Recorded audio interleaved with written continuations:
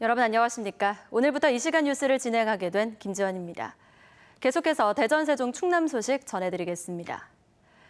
사상 최악의 폭염은 지나갔지만 대전과 세종, 충남 지역은 여전히 35도 안팎의 찜통더위가 이어졌습니다.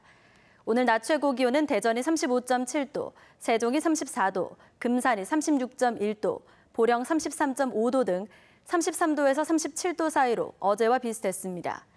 오후 들어 일부 지역에 소나기가 내렸으며 내일까지 충남 내륙을 중심으로 곳곳에 10에서 40mm의 소나기가 내리겠습니다. 기상청은 당분간 35도 안팎의 폭염 경보 수준의 더위가 계속되겠다며 건강관리에 주의를 당부했습니다. 서해 천수만에 오늘 오후 3시를 기해 고수온 경보가 확대 발령됐습니다. 국립수산과학원은 지난달 26일 28.2도로 고수온주의보가 내려진 천수만 해역 서산시 창리 수온이 주말부터 오늘까지 사흘간 28도를 넘어서 고수온주의보를 고수온경보로 확대 발령했다고 밝혔습니다. 천수만 해역의 주 양식 어종인 조피볼락, 이른바 우럭은 28도의 수온이 일주일 이상 이어지면 집단 폐사가 시작되는 것으로 알려졌습니다. 연일 기록적인 폭염이 이어지는 가운데 학교 공사와 학생들의 방학 활동에도 특별 대책이 추진됩니다. 대전시 교육청은 밀폐된 공간에 방진복까지 착용해 40도 이상의 환경에서 작업하는 성면 철거 작업 근로자에게 냉열 조끼를 지급하고 휴식 공간에 이동식 에어컨을 설치하는 등 근로자 안전을 강화할 방침입니다. 또 방학 중 방과 후 학교와 초등 돌봄 교실에서 저학년을 특별 관리하고 체험활동이나 운동부 훈련 시 야외 활동을 자제하거나 금지할 것을 권고했습니다. 오는 25일 더불어민주당 당대표를 뽑는 전당대회를 앞두고 충청권 합동토론회가 대전 MBC에서 열렸습니다. 송영길, 김진표, 이해찬 세 후보는 지역 현안 해결과 문재인 정부 성공을 뒷받침하겠다며 충청 민심을 파고드는 데 주력했습니다. 문은산 기자가 보도합니다. 더불어민주당 당권에 도전한 송영길, 김진표, 이해찬 세 후보 모두 문재인 정부의 성공을 최우선에 뒀습니다.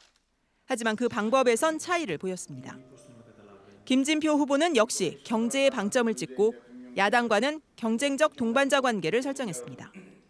야당의 합리적인 주장은 받아들임으로써 야당을 경제 살리기에 경쟁적 동반자로 생각한다는 여당 대표의 자세라고 생각합니다. 우리 정부와 정치적 지향성과 가치를 같이 하는 인재가 있다면 협치 내각도 할 수 있다고. 송영길 후보는 젊음과 외교력을 강점으로 원칙 있는 야당과의 협치를 강조했습니다. 탄핵에 합의했던 그 기본 원칙의 기초에서 개혁을 위한 협치를 해가겠습니다. 이 협치는 청와대에서 주도하기보다는 당에서 주도를 해야 됩니다. 개별 의원을 빼와서 장관 임명하는 것으로서는 야당의 반발을. 이해찬 후보는 민주적 합의를 토대로 문재인 정부의 성공과 한반도 평화체제 구축에 힘을 보태겠다고 약속했습니다. 소통을 잘 해야 되는 그런 어려운 문제입니다. 저는 이제 그 문재인 정부의 철학과 비전을 잘 공유하는 협치, 유연한 협상력으로 원칙을 지켜내는 그런 최고의 협치를 추진하는 데 있어서 적임자라고. 세종시를 실질적인 행정수도로 만들어야 한다는데도 이견은 없었습니다. 법률을 정하고 나서 행정수도는 세종시라 한다라는 법률을 만들면 되기 때문에 통일 헌법을 고려할 때 행정수도에 관한 사항은 법률로 정하는 것이 좋다고 봅니다. 송 후보만 행정수도가 관습헌법에 좌절된 기억을 상기시키며 헌법 개정 필요성을 말했습니다. 관습헌법론을 이제 극복하기 위해서는 헌법 개정이 적극 검토되어져야 된다 이렇게 생각합니다. 대전과 충남의 혁신도시 역차별 지적에 대해선 이해찬, 김진표 후보는 내포신도시를 혁신도시로 지정되도록 하겠다고 약속했고 송영길 후보는 공공기관 지역인재 채용해서 대전, 세종, 충남을 한 권역으로 묶는 지역 할당을 제안했습니다. 송 후보와 김 후보는 충청이 이 후보의 텃받침을 의식한 듯 이 후보의 탈당 전력과 KTX 세종역 재추진 논란을 끄집어내며 공세를 펼치기도 했습니다. 이번 TV 토론회는 오늘 밤 11시 10분부터 대전 MBC를 통해 방송됩니다. MBC 뉴스 문은선입니다. 극심한 폭염이 이어지는 가운데 자연 발화로 추정되는 공장 화재가 발생했습니다. 어제 새벽 5시 20분쯤 금산군 금성면의 한 고무 공장에서 불이 나 소방서 추산 900만 원의 재산 피해를 내고 25분 만에 꺼졌습니다. 경찰과 소방당국은 공장에 쌓아둔 재생 고무에 열이 축적돼 불이 난 것으로 추정하고 정확한 화재 원인을 조사하고 있습니다. 대전시가 시 발주 대상 공사장 112곳에 대해 폭염특보가 해제될 때까지 공사 일시 정지와 오후 시간대 공사 정지 조치를 내렸습니다.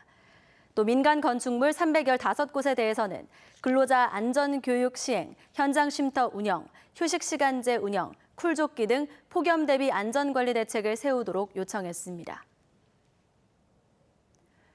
극심한 폭염이 이어졌던 지난달 전기요금 고지서가 오늘부터 발송될 예정이어서 각 가정마다 요금 폭탄 걱정에 비상이 걸렸습니다. 한국전력 지역본부는 지난달 25일을 전후해 검침한 가구에 오늘부터 오는 10일 사이 고지서가 발송되고 가구마다 검침일 기준으로 2주가량 뒤에 7월분 고지서를 받을 수 있다고 설명했습니다. 한전 측은 누진제를 적용하면 가구에서 에어컨을 하루 10시간 틀 경우 전기요금은 18만 원가량이 예상된다고 밝혀 전기요금 증가 우려가 커지고 있습니다. 한편 정부는 이번 여름 전기요금을 한시적으로 할인하는 방안을 검토 중이며 7월분부터 소급 적용도 가능할 것으로 관측되고 있습니다. 금강산에서 오는 20일부터 2박 3일 동안 열리는 남북 이산가족 상봉 행사에 대전과 세종 충남 지역에서도 5명이 포함됐습니다. 대한적십자사는 남측 방문단 93명 가운데 대전과 세종 각 1명, 충남에서 3명이 포함됐으며 이들도 북측 이산가족과 만날 예정이라고 밝혔습니다. 또 오는 24일부터 남측 이산가족과 만날 북측 방문당 88명 가운데 충남 출신은 7명으로 확인됐습니다.